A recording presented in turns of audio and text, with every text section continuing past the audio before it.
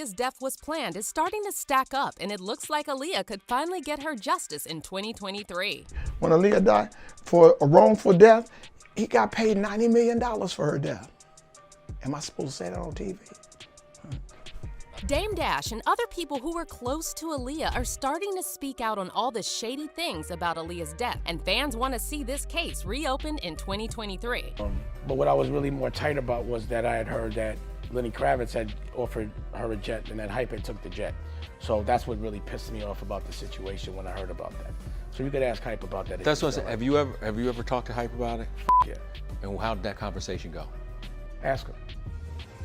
But was Aaliyah's death really planned? Is there enough evidence to reopen Aaliyah's case? Let's investigate it.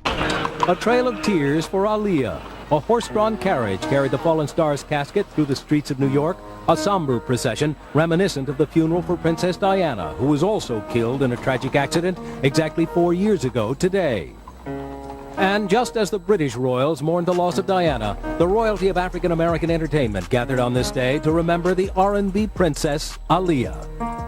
On January 16, 2023, Aaliyah Dana Halton would have turned 44. And it's truly heartbreaking to think what a huge star she would be right now if she was still alive. Aaliyah had it all. She was a triple threat in singing, dancing, and acting. She was smart and cunning. She had natural beauty. The list goes on. Being an entertainer, I wanted to sing, I wanted to act, I wanted to dance.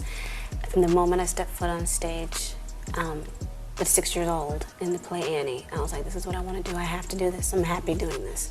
So I'm living it, and I'm very, very happy about it. Aaliyah's star power was undeniable, and if she was still here, a lot of today's R&B singers wouldn't stand a chance. But sadly, on August 25, 2001, Aaliyah's life was cut short at the age of 22 in a plane accident in the Bahamas. Pleasure.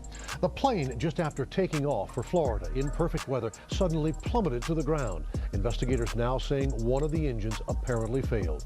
Along with 8 passengers, Aaliyah, a young Brooklyn native and a talented singer and actress. Now, the official story is that the plane carrying Aaliyah and 8 other people crashed because it was overloaded. However, most of Aaliyah's fans have never accepted this narrative because a lot of things simply don't add up, and new evidence is now starting to emerge that Aaliyah's death was not accidental. Kill her! And that's what I've been saying. They killed her! She went to a seminar. She had a whole other place. See, Aaliyah was surrounded by a lot of creepy men most of her life, and even her own family is very sketchy. So let's take a closer look at the evidence supporting to Aaliyah's death being planned. The first man we need to talk to is Hype Williams, because his name gets brought up over and over again when it comes to Aaliyah's suspicious death. On August 21st, 2001, Aaliyah appeared on BET's 106 & Park and revealed that the shooting of the video for her single Rock the Boat would start the following day and that Hype Williams would direct it. On August 22nd, Aaliyah flew to Miami to film dance routines on the green screen set, as well as underwater shots for the video. All right, just gotta check things out sometimes, make sure it's looking good. It's all good. Right now, we're getting ready to do the dance. Excited about that. But then, for some reason, Hype Williams decided to move the shoot from Miami to the Bahamas. And on August 23rd, Aaliyah and employees of Virgin Records flew to the Bahamas on 2 flights. But it's still unclear why Hype Williams insisted they shoot the video in the Bahamas when they had already started filming with a green screen in Miami. Because even if he wanted to shoot additional scenes on a real beach, doesn't Miami have enough beaches? It just doesn't make sense, and this is one of many reasons why fans have wondered if this was a ploy to get Aaliyah to travel alone, because she was terrified of flying and she always traveled with her mom or brother. What's also suspicious is that Aaliyah's ex-boyfriend Damon Dash said he warned Aaliyah not to go to the Bahamas because it wasn't necessary for the video, and he felt uncomfortable about Hype Williams asking her to go there. Aaliyah was scheduled to leave the Bahamas on August 26th. However, she chose to leave the day before because she had finished shooting the scenes for the video early. But according to Damon Dash, when Aaliyah saw the plane they gave her, she instantly had a bad feeling about it. When she actually saw the plane, she, we had the Blackberries, and she said, I don't like this plane. And I was like, well, don't get on it. And she was like, well, I got to because I got work to do. She got on the plane, and she always had a very serious fear of planes in general. So she had to A house or a laptop? Which one do you think is worth more? Well, definitely not the house, because Become afraid to get on that plane. However, that's not all. Damon also revealed that Lenny Kravitz had offered Aaliyah a different private jet, but Hype Williams took it away from her. But what I was really more tight about was that I had heard that Lenny Kravitz had offered her a jet and that Hype had took the jet.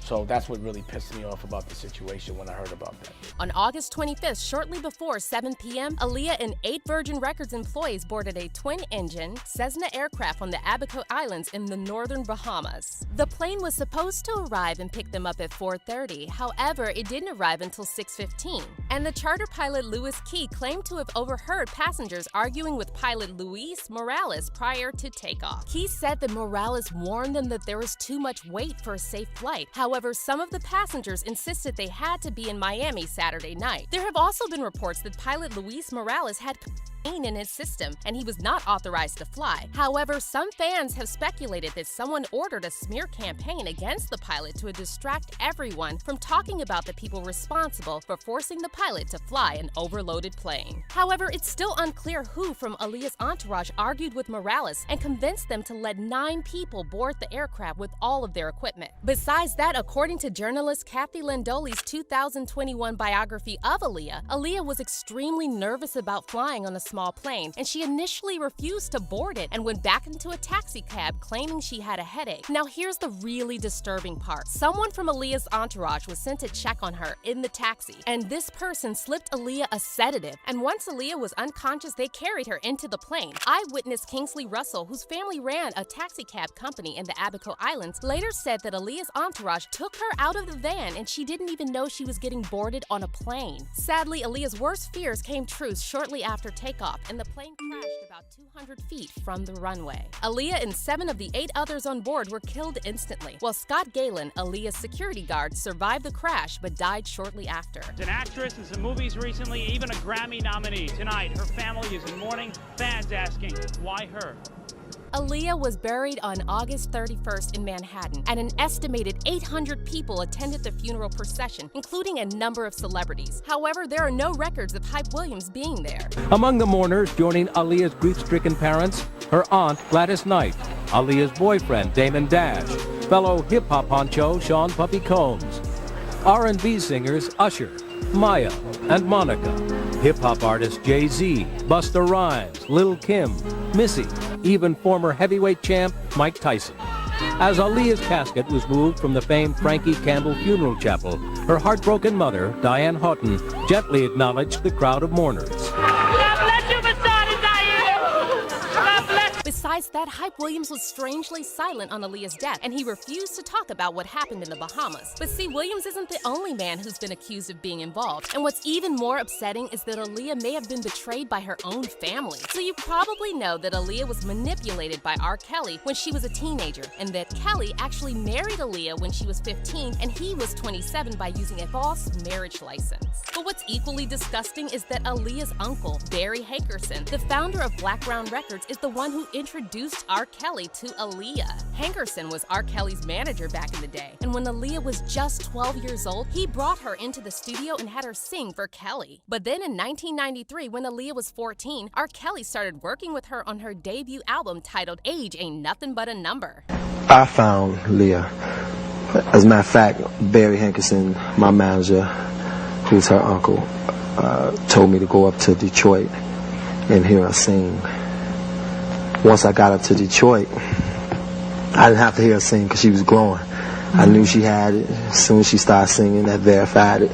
And from there, we became here, and everything is all good. So to think that Aaliyah's own uncle basically gave Aaliyah to R. Kelly at a time when everyone in the industry already knew Kelly was a major creep is beyond disgusting. See, R. Kelly was only recently charged and found guilty, but allegations against him go all the way back to the start of his career, and everyone who was someone in the music industry knew about these allegations. And Barry Hankerson must have known as well, because he's been involved in the entertainment industry since the 1970s and was married to legendary singer Gladys Knight. And as if that weren't bad enough, former Blackground Records associate Ayatollah Marv recently claimed that Barry Hankerson received a $90 million settlement for Aaliyah's passing. When Aaliyah dies, I was with Barry when Aaliyah died for a wrongful death. He got paid $90 million for her death. Am I supposed to say that on TV? Sue me. I ain't got nothing. So I was with him on the negotiations. But there were also several other powerful industry men who were constantly circling around Aaliyah shortly before her death, including Jay-Z. In fact, in an interview with Page Six, Damon Dash claimed he never pursued Aaliyah as hard as Jay-Z did. On top of that, Damon later said that Jay-Z knew R. Kelly abused Aaliyah, and yet he still decided to record a joint album with Kelly, which was released less than a year after Aaliyah died. And the karma happens, but the thing I didn't understand is I was like, I know I'm not fucking with that. And because of the moral challenge and him choosing one way, I knew morally we weren't the same. So to me, Rockefeller was defunct. It was over. I couldn't fuck with it. It was something that to me was just like, not to say unforgivable, but I couldn't understand it. You know what I'm saying? And then I didn't understand how people didn't, I thought, well, then the people aren't gonna have that. But nobody said nothing. Standing by, watching it, and just not saying nobody said. And since all these big industry men were connected to Aaliyah, there's been a lot of speculation that Aaliyah's death was some kind of ritual sacrifice. These men were reportedly all fighting for control over Aaliyah and her career. However, Aaliyah was smart and spiritual, and she often talked about having dreams of escaping the pressure of success and being free. Also, we can't forget that Mary J. Blige once called Aaliyah's death a spiritual murder. And though she refused to elaborate on what she meant, it's extremely weird that she would use those words to describe a plane accident. I just know that was a murder. You know what I'm saying? That was a spiritual murder, whether people know it or not. Because God don't kill people. You know what I'm saying? Whether people know it or not. And I could go deep, but a lot of people I would have to really bring proof. You know what I'm saying? For what I learned. And she just was cut down in the prime of her life. And it's so unfair. And it wasn't time. You know what I'm saying? It wasn't, I believe it wasn't her time to go, because from what I know, it ain't supposed to go down like that. But you're probably wondering, where were Aaliyah's parents the whole time? Why did they let their teenage daughter spend so much time with all these grown men? Well, here's where the story gets even creepier. In an interview with Dr. Oz, Aaliyah's uncle, Barry Hankerson, claimed he had no clue about R. Kelly and Aaliyah's secret relationship. However, he said his sister, Aaliyah's mother, Diane, was definitely aware of it. Were you aware of the issues going on with R. Kelly when they were going on? No, didn't have a clue. Completely ignorant to it. Do you think anyone in the family was? Yes. I think my sister knew a lot more than what we thought she knew. And then there are also rumors that at one point R. Kelly was sleeping with Diane while at the same time seeing Aaliyah, which adds another level of horror to this story. So as you can see, there are so many weird and suspicious things about Aaliyah's death, and to this day, most of Aaliyah's fans are convinced her death was planned. In fact, Aaliyah recently started trending on social media, and fans are now demanding that authorities should reopen the case and get to the bottom of what really happened to the princess of R&B, who had so much to offer the world. Aaliyah was more than an entertainer. She was a role model who lived with grace and goodness. Aaliyah left this world like a princess. People with protest signs urging for Aaliyah to get justice, one fan recently tweeted. It'll be on the same level that the Free Britney movement of 2021. Aaliyah will get justice in 2023. And now we want to hear your opinions on Aaliyah's tragic death. Do you think her death was planned? And should this case be reopened? Let us know in the comments, and we'll see you in our next video.